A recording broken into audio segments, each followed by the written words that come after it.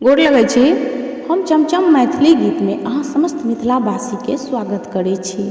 सरस्वती पूजा चलि आयल तऽ आइ हम एगो सरस्वती माता के गीत कहै छी। अहाँ सब ई गीत जरूर सुनब, देखब और हमर चैनल के सब्सक्राइब, वीडियो के लाइक शेयर जरूर कऽ देबै। जय सरस्वती माता।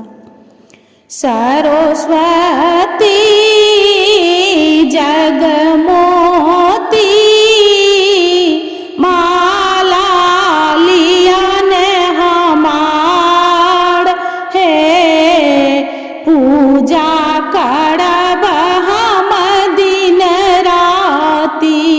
सरस्वती भगवती माला लियन हमार हे, पूजा करब हम दिन राति।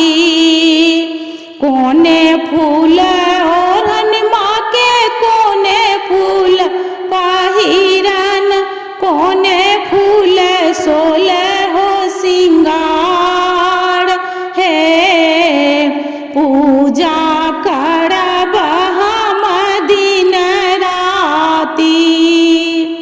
बेली फूल ओढ़न माँ के चमेली फूल पहिरन, कमल फूल सोले हो सिंगार हे, पूजा करब हम दिन राति।